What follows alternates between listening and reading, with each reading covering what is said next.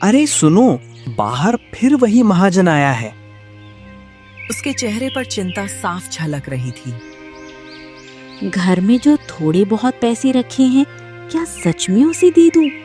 अगर दे दिए तो इस हफ्ते खाने का इंतजाम कैसे होगा? बच्चों के लिए आटा भी नहीं बचेगा। सूरज कुछ पल चुप खड़ा रहा। उसकी निगाह मिट्टी के फर्श पर टिक गई। वो मन ही मन हिसाब लगाने लगा। कई दिनों की कड़ी मेहनत से जंगल से लकड़ियां काट काट कर जो थोड़ी कमाई जोड़ी थी, वही आज हाथ से निकलने वाली थी। दे दो सावित्री, फिलहाल उससे पीछा छुड़ाना जरूरी है। खाने का कोई और जुगाड़ कर लेंगे। हर बार यही कहते हो, कोई और जुगाड़ कर लेंगे, मगर कब तक? उस महाजन का कर्ज तो जैसे गले की फांस बन गया है। सावित्री झुंझुलाकर बोली। मैं तो कब से कह रही हूँ सूरज, ये उधार लेना छोड़ दो। दिन रात जंगल में खटते हो, कमाते हो और सारा पैसा ब्याज में चला जाता है। आखिर कब तक ऐसे चलेगा? इतने में बाहर से कड़कती आवाज गूंजी। ओ सूरज, ज्यादा इंतजार मत करवा। मेरा पैसा तैयार है या नहीं? यह सुनते ही झोपड़ी में सन्नाटा छा गया। सूरज ने गहरी सांस ली। जल्दी लाओ सावित्री, नहीं तो वो यहीं तमाशा खड़ा कर देगा। मन मारकर सावित्री ने पैसे सूरज के हाथ में देते हुए उसकी आंखें भर आईं। न जाने कब इस मुसीबत से छुटकारा मिलेगा। कभी सोचा था मेहनत करेंगे तो घर संवर जाएगा, मगर यहाँ तो 2 वक्त की रोटी भी मुश्किल हो गई है। सूरज चुपचाप बाहर निकला। दरवाजे पर महाजन जगत राम अकड़ कर खड़ा था। सूरज ने कांपते हाथों से पैसे बांटाए। सेठ जी, अभी मेरे पास बस इतने ही हैं। जगत राम ने पैसे गिने और तिरस्कार से हंसा। इतने?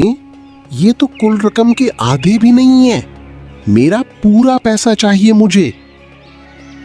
बाकी मैं जल्दी चुका दूंगा सेठ जी, बस थोड़ा वक्त और दे दीजिए। जंगल से लकड़ियां बेचकर इंतजाम कर दूंगा। जगत राम ने आंखें तरेरते हुए कहा। ठीक है, मैं आखिरी बार मोहलत दे रहा हूं, लेकिन याद रखना, अगली बार पूरा हिसाब चाहिए। अगर 1 पैसा भी कम हुआ तो अच्छा नहीं होगा। ये कहकर वो चला गया। सूरज देर तक वहीं खड़ा उसे जाता देखता रहा। उसके हाथ खाली थे और दिल पर पहले से कहीं ज्यादा बोझ। सूरज एक गरीब लकड़हारा था। उसका गुजारा जंगल से लकड़ियां काटकर और उन्हें बाजार में बेचकर चलता था। कुछ महीने पहले घर की तंगी और रोजमर्रा के खर्चों को पूरा करने के लिए उसने महाजन जगत राम से कर्ज लिया था, लेकिन जगत राम ने उस पर इतना ब्याज चढ़ा दिया कि छोटी सी रकम अब बहुत बड़ी बन चुकी थी। उसी गांव देवपुर में एक बूढ़ा आदमी रहता था, माधव काका। वो बिल्कुल अकेला था, ना कोई अपना ना सहारा। उसका जीवन घर घर जाकर टोकरी में सब्जियां बेचने में बीतता था। सुबह सुबह वो अपनी पुरानी टोकरी में सब्जियां सजाता और पूरे गांव में आवाज लगाते हुए घूमता। ताजी सब्जियां ले लो, आलू, टमाटर, बैंगन ले लो।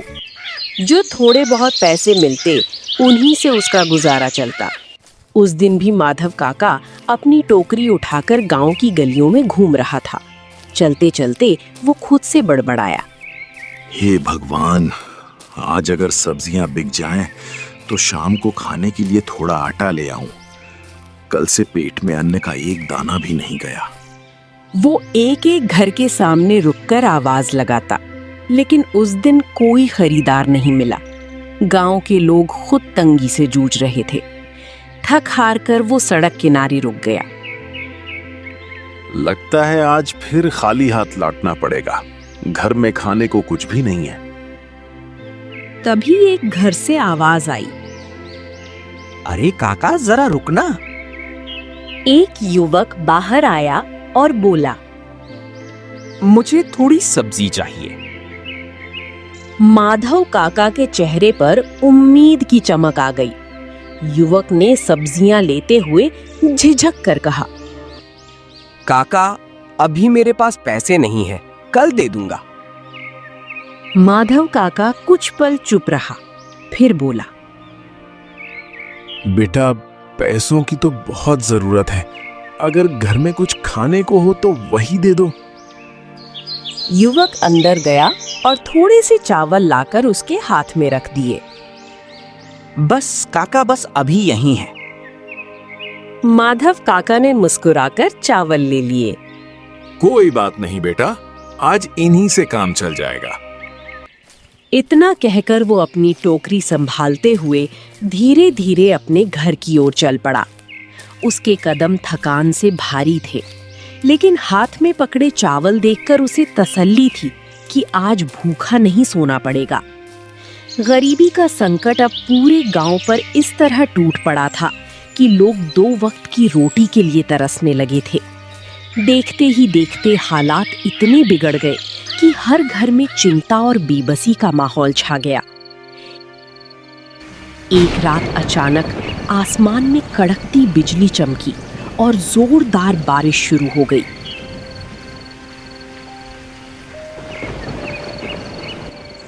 हे भगवान, ये कैसी मुसीबत आ गई। अगर बारिश ऐसी ही होती रही तो जंगल की सारी सूखी लकड़ियां भीग जाएंगी। फिर मैं बेचने के लिए क्या ले जाऊंगा? आप इतना मत सोचिए जी, शायद सुबह तक सब ठीक हो जाए। सूरज ने चिंता भरी आवाज में कहा। भगवान करे ऐसा ही हो, वरना इस बार तो घर चलाना और मुश्किल हो जाएगा। बारिश के साथ तेज हवा चलने लगी। टूटी झोपड़ी की दीवारों की दरारों से पानी भीतर टपकने लगा। सूरज ने चारों ओर नजर दौड़ाई और उदास स्वर में बोला, सावित्री, कहीं कुछ बोरी या कपड़ा हो तो लगा दो। पानी अंदर आता रहा तो जो थोड़ा बहुत अनाज रखा है वो भी खराब हो जाएगा। अब क्या लगाऊं? जो पुरानी बोरियां थीं वे भी पिछले महीने बेचनी पड़ी थी। घर में बस यही एक फटी चादर बची है जिसे बच्चों पर डाल रखा है। हे भगवान, ये कैसे दिन दिखा दिए। घर में न खाने का ठिकाना, न रहने का सहारा। एक काम करती हूँ, चूल्हे में बची खुची लकड़ियां जला देती हूँ। कम से कम थोड़ा उजाला और सहारा तो रहेगा। उसने चूल्हा जलाया। परिवार उसके पास बैठ गया। सभी के चेहरों पर चिंता साफ झलक रही थी। बारिश लगातार 3 दिनों तक होती रही। इन 3 दिनों में सूरज जंगल नहीं जा पाया। घर में रखा थोड़ा बहुत राशन भी खत्म हो गया। 3 दिन बाद जब बारिश रुकी तो वो जल्दी जल्दी जंगल की ओर भागा। वहां पहुंचकर उसका दिल बैठ गया। जंगल की सारी सूखी लकड़ियां पानी में भीग चुकी थीं। हे भगवान, अब क्या करूं? यही तो कमाई का सहारा था। अब महाजन का कर्ज कैसे चुकाऊंगा? घर का खर्च कैसे चलेगा? भारी कदमों से वो वापस लौटा।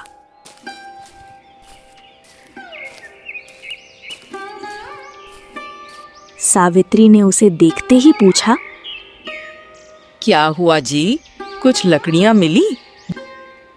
कुछ नहीं बचा, सब बारिश में खराब हो गया। सावित्री का चेहरा उतर गया। अब क्या होगा? घर में आटा भी खत्म है। बच्चे सुबह से भूखे बैठे हैं। सूरज चुप रहा।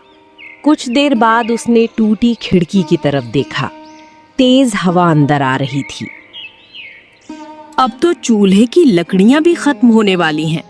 अगर आज कुछ इंतजाम ना हुआ तो रात कैसे कटेगी? सूरज अचानक उठा। मैं अभी जाकर गोपाल बाबा से कुछ लकड़ियां मांग कर लाता हूँ। गांव के बाहर उनका पुराना गोदाम है, शायद मदद कर दें। सावित्री ने चिंतित होकर कहा, इतनी रात को जाओगे? और अगर उन्होंने मना कर दिया तो? कोशिश किए बिना कैसे पता चलेगा? इस वक्त और कोई रास्ता नहीं है। इतना कहकर सूरज गोपाल बाबा के घर की ओर चल पड़ा। रात गहरी हो चुकी थी। तभी अचानक तेज आंधी चलने लगी और फिर मूसलाधार बारिश शुरू हो गई। हे भगवान, क्या मेरी परीक्षा लेने पर ही उतारू हो? कभी बारिश, कभी आंधी, आखिर इस गरीब को और कितना सताओगे? वो भीगता हुआ किसी तरह आगे बढ़ता रहा। कई बार उसका पैर कीचड़ में फिसला, मगर परिवार की चिंता ने उसे रुकने नहीं दिया। आखिरकार वो गांव के बाहर बने गोपाल बाबा के छोटे से कच्चे मकान तक पहुंच गया। उसने दरवाजा खटखटाया। कौन है इतनी रात को? मैं हूँ सूरज बाबा। अगर कुछ सूखी लकड़ियाँ मिल जाएं तो बड़ी मेहरबानी होगी। घर में चूल्हा बुझने वाला है, बच्चे भूखे बैठे हैं। उन्होंने सूरज की हालत देखी। कपड़े भीगे हुए, चेहरा थकान और चिंता से भरा हुआ। अरे बेटा, अंदर आ जाओ पहले। नहीं बाबा, बस कुछ लकड़ियाँ दे दीजिए। घर पर सब मेरा इंतजार कर रहे हैं। गोपाल बाबा कुछ पल सोचते रहे, फिर बोले, मेरे पास भी ज्यादा नहीं है बेटा, मगर जितनी है उनमें से कुछ तुम ले जाओ। लेकिन सुबह होते ही जंगल जाकर नया इंतजाम कर लेना, वरना मुझे भी मुश्किल हो जाएगी। सूरज की आंखों में राहत चमक उठी। बहुत बड़ा एहसान होगा बाबा, बस आज की रात कट जाए। गोपाल बाबा ने उसे कुछ सूखी लकड़ियां दे दी। सूरज उन्हें लेकर जल्दी जल्दी घर पहुंचा। झोपड़ी में दाखिल होते ही उसने कहा, लो सावित्री, कुछ लकड़ियां मिल गईं। इन्हें संभाल कर जलाना ताकि पूरी रात चल सके। सावित्री ने राहत की सांस ली। भगवान गोपाल बाबा का भला करे। उस रात सूरज और उसका परिवार किसी तरह गुजार पाए। चूल्हे की धीमी आंच के सहारे सब ने रात काटी। सुबह होते ही एक नई मुसीबत दरवाजे पर खड़ी थी। झोपड़ी के बाहर से कड़कती आवाज आई। ओ सूरज, बाहर निकल जल्दी। सूरज समझ गया, महाजन जगत राम आ पहुंचा था। वो भारी मन से बाहर निकला। मेरा बाकी पैसा कहाँ है? आज मुझे पूरा हिसाब चाहिए। सेठ जी, जंगल की सारी लकड़ियां बारिश में खराब हो गईं। मेरे पास अभी एक पैसा भी नहीं है। कुछ दिन और मोहलत दे दीजिए, मजदूरी करके आपका कर्ज चुका दूंगा। जगत राम क्रोध से तमतमा उठा। बस बहुत सुन लिए तेरे बहाने, अब और नहीं। सेठ जी, दया कीजिए, मेरे छोटे छोटे बच्चे हैं। जगत राम ने कठोर स्वर में कहा, अगर आज पैसा नहीं दे सकता तो सुन ले, अब ये झोपड़ी और जंगल के किनारे की तेरी जमीन मेरी हुई। सूरज के पैरों तले जमीन खिसक गई। सेठ जी, ऐसा मत कीजिए, यही एक सहारा है हमारा। हम कहाँ जाएंगे? लेकिन जगत राम का दिल पत्थर का था। मुझे कुछ नहीं सुनना। आज शाम तक घर खाली कर देना। जब पूरा कर्ज चुका देगा तभी वापस मिलेगा। ये कहकर वो वहां से चला गया।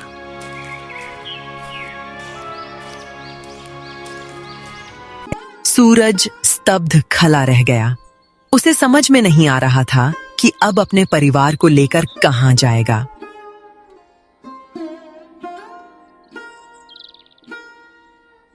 क्या हुआ जी? सेठ क्या कहकर गया? उसने आज शाम तक घर खाली करने को कहा है। अब ये झोपड़ी हमारी नहीं रही। तो अब हम कहाँ जाएंगे? रोने का वक्त नहीं है सावित्री, जितना सामान है समेट लो। अब हमें यहाँ से जाना होगा। उसकी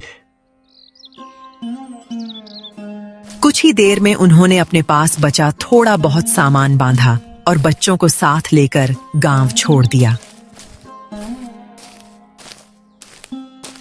चारों धीरे धीरे जंगल की ओर बढ़ने लगे। सूरज को उम्मीद थी कि शायद जंगल के आसपास कहीं सिर छिपाने की जगह मिल जाए।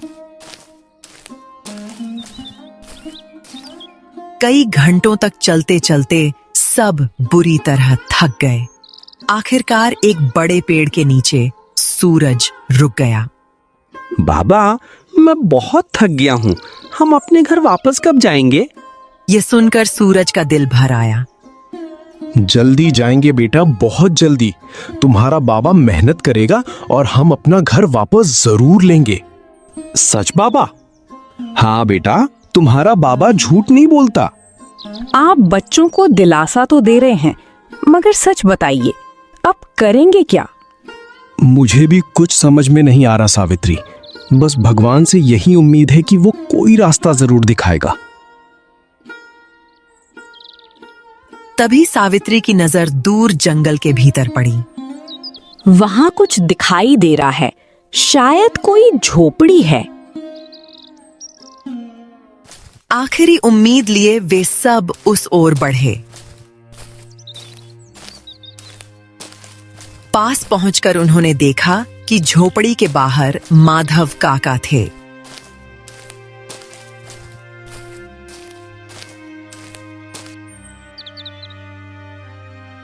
काका, हम बड़ी मुसीबत में हैं। क्या आज की रात हमें यहाँ ठहरने की जगह मिल सकती है? अरे बेटा, पूछते क्यों हो? ये झोपड़ी भले छोटी है, मगर इसमें इंसानियत के लिए हमेशा जगह है। आ जाओ। यह सुनकर सूरज की आंखें भर आईं। आपने बहुत बड़ा उपकार किया काका। गरीब का सहारा गरीब ही बनता है बेटा। उस रात सभी ने माधव काका की झोपड़ी में शरण ली।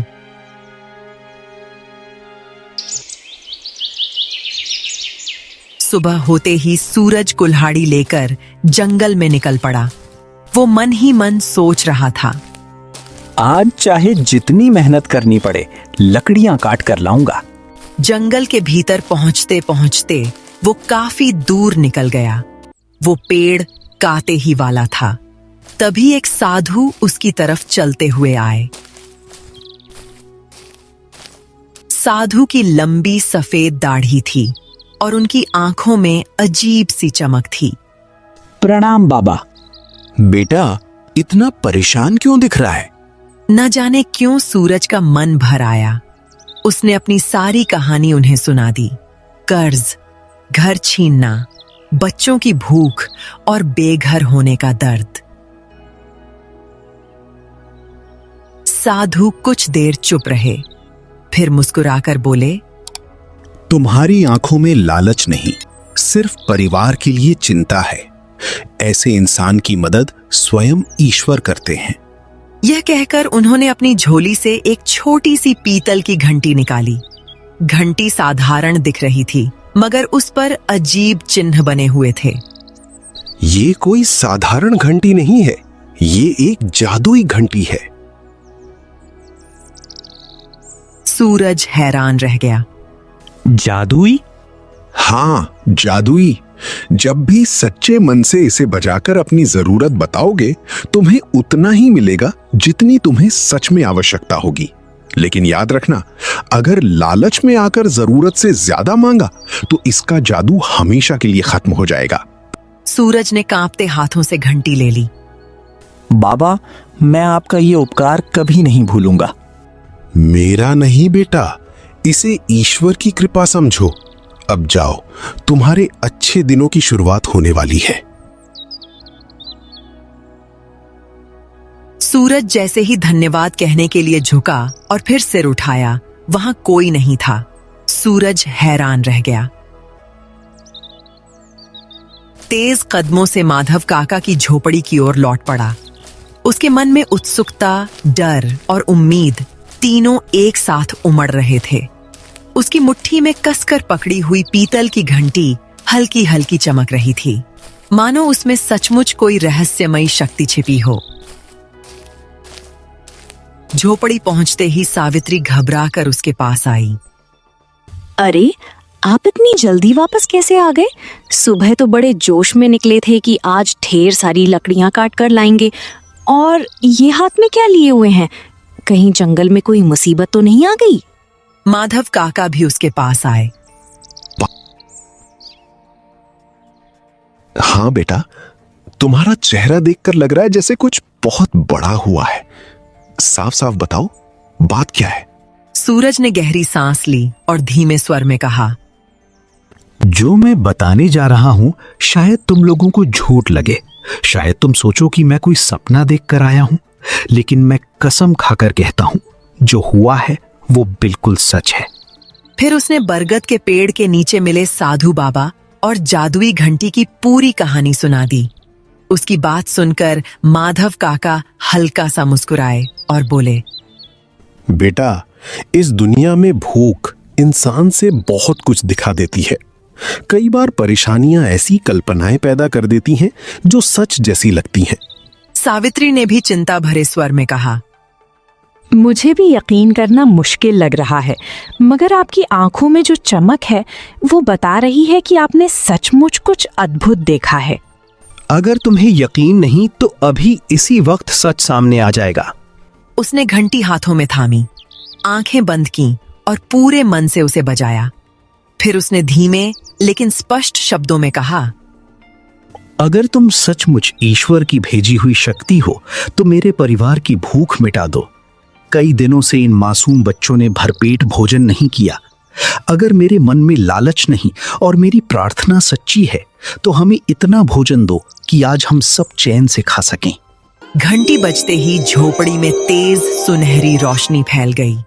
कुछ ही क्षणों में सबके सामने गर्मा गर्म भोजन से भरे थाल सज गए। ताजी रोटियों की खुशबू पूरे कमरे में फैल गई। बाबा, ये सच है ना? मैं सपना तो नहीं देख रहा? इतने सारे पकवान हमारे लिए? हाँ बेटा, आज भगवान ने हमारी सुन ली। सावित्री कांपते हुए बोली, इतने दिनों से मैं बच्चों को आधा पेट खिलाकर खुद भूखी सो जाती थी। आज लग रहा है जैसे भगवान ने सच में हमारी पुकार सुन ली है। माधव काका की आवाज भर्रा गई। मैंने अपनी लंबी उम्र में बहुत कुछ देखा है बेटा, मगर ऐसा चमत्कार कभी नहीं देखा। लगता है ऊपर वाले ने तुम्हारी सच्चाई का इनाम दिया है। सबने मिलकर भोजन किया। कई दिनों बाद बच्चों के चेहरों पर तृप्ति और मुस्कान थी। भोजन के बाद सूरज ने फिर घंटी उठाई। इस बार उसने कहा, हे जादुई शक्ति, अगर तू सच में हमारी सहायता करना चाहती है तो हमें ऐसे वस्त्र दे जो हमारी इज्जत बचा सके। फटे कपड़ों में जीते जीते हमने अपनी मुस्कान खो दी है। घंटी फिर बजी। क्षण भर में सबके सामने साफ सुथरे नए कपड़े आ गए। सावित्री उन्हें देखकर रो पड़ी। सूरज, मैंने तो उम्मीद ही छोड़ दी थी कि मेरे बच्चे कभी नए कपड़े पहनेंगे। आज लग रहा है जैसे हमारा टूटा हुआ भाग्य फिर से जुड़ रहा है। माधव काका ने भावुक होकर कहा, बेटा, यह घंटी तुम्हें यूं ही नहीं मिली। यह तुम्हारी मेहनत, तुम्हारी सच्चाई और तुम्हारे धैर्य का फल है। नहीं काका, यह सिर्फ मेरे लिए नहीं आई, यह हम सब की जिम्मेदारी है। अगर हमने इसका उपयोग लालच में किया तो सब खत्म हो जाएगा। धीरे धीरे उन्होंने घंटी का उपयोग सिर्फ जरूरत भर के लिए किया। एक दिन सूरज ने परिवार से कहा, हम हमेशा इस जादू के भरोसे नहीं रह सकते। अगर भगवान ने हमें सहारा दिया है तो उसका मतलब है कि हमें फिर से मेहनत शुरू करनी चाहिए। मैं चाहता हूं कि हम अपने पैरों पर खड़े हो। यही सोच तुम्हें सबसे अलग बनाती है बेटा, वरना कोई और होता तो सोना चांदी मांगकर आलसी बन जाता। सूरज ने घंटी से औजार मांगे और मेहनत करके नया जीवन शुरू किया। कुछ ही समय में उसकी हालत सुधरने लगी। जब महाजन जगतराम ने यह सब देखा तो उसके भीतर लालच जाग उठा। रात को उसने घंटी चुरा ली। घर पहुंचते ही उसने लालच भरी आवाज में कहा, ये जादुई घंटी मुझे सोने चांदी से भर दे। इतना धन दे कि पूरे इलाके का सबसे बड़ा आदमी मैं बन जाऊं। घंटी जोर से बजी। अचानक आसमान गूंज उठा। जगतराम घबरा गया। फिर उसकी छत टूट गई और ऊपर से भारी पत्थरों की बरसात होने लगी। नहीं, मुझे माफ कर दो, मैं लालच में अंधा हो गया था। सीख, ईश्वर हमेशा उसी की मदद करता है जो कठिन समय में भी ईमानदारी और धैर्य नहीं छोड़ता, और लालच का अंत हमेशा विनाश में होता है।